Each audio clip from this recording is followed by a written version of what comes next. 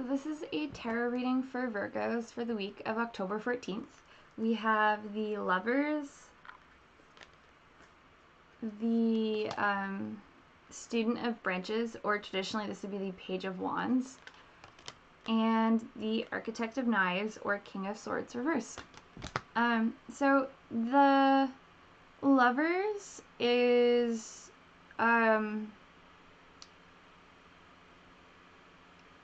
not so much about, like, you know, falling in love with another person as much as it is about falling in love with ourselves. And it sounds kind of cheesy, but it's like, if we're operating under the premise of as above, so below, as within, so without, meaning the external, tangible aspects of life are a reflection of the internal, our internal processes.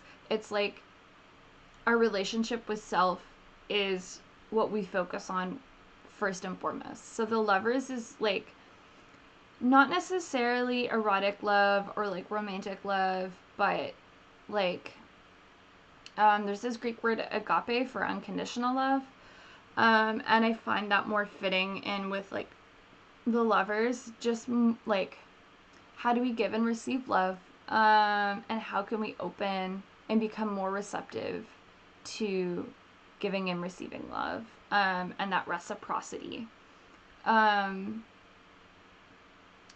It's like when someone compliments me and they're like, oh, I love your dress, I'm always like, thanks, it has pockets, instead of being like, thank you, I look good, you're right, and like actually receiving the compliment. I deflect, you know.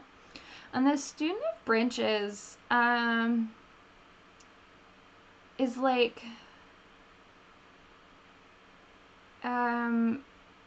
students being ruled by earth, branches being ruled by fire. It's like how we ground passion or inspiration or drive. We take a leap of faith in the Student of Branches, but like,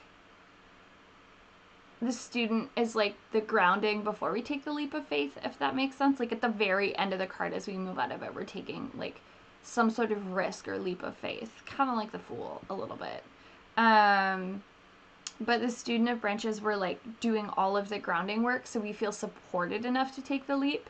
And it's like, how does your process of giving and receiving love make you feel nurtured enough and supported to take a risk? And I feel like the risk has something to do with the Architect of Knives and this concept of like speaking our truth.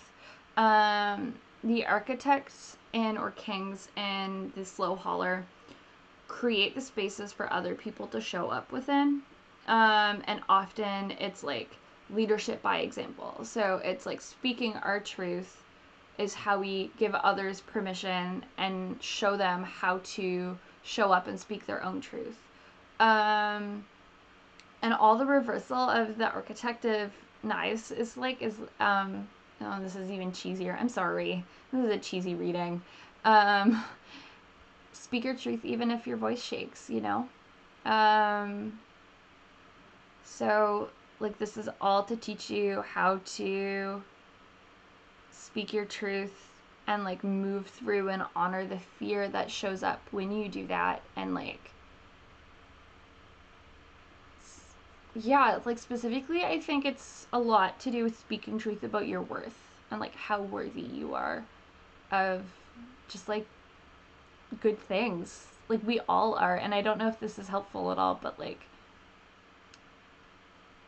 I really, at the end of the day, don't believe that people are inherently bad or like evil or disposable or worthy of being shunned.